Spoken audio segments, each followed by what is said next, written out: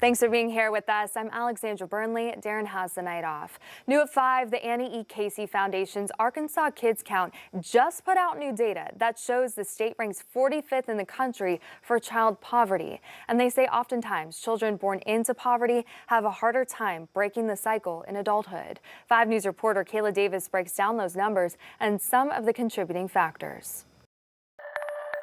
Over the years, progression in numbers for child poverty in the state of Arkansas has made little improvement. The poverty rate for children has remained unchanged over the past 5 years and unchanged since 2019, our sort of benchmark year.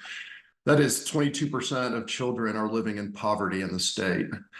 And this places Arkansas 45th overall. Now, according to the 2024 Kids Count data, parents' employment and income levels are directly linked to kids and teens' education and literacy levels, along with health and death rates, teen pregnancies, and more. That makes it hard for them to break the cycle of poverty when they become adults. If a child is growing up in poverty, there's a strong likelihood that they will equally be impoverished as they grow up.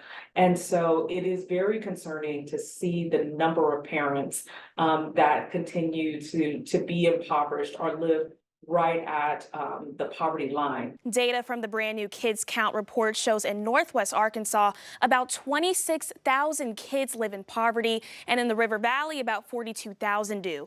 In Arkansas, 11% of teens ages 16 to 19 are not attending school or working, ranking us last in the nation. And 2022 was recorded the deadliest year for teens in Arkansas.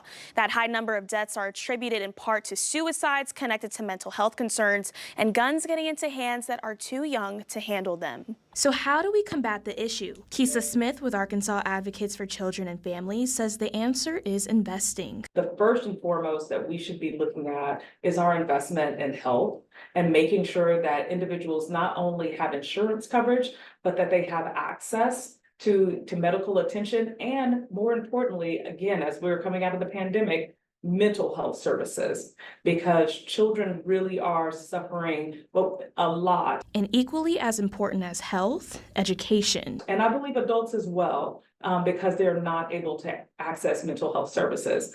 But the second big takeaway from this report is equally education. Like I said before, the state of Arkansas has made some recent investments in education, and we hope to see improvement with our children's educational attainment as a result of that. But one of the things that we did not see and have not seen for years is a heavy investment in early childhood education. Covering news where you live, Kayla Davis, 5 News.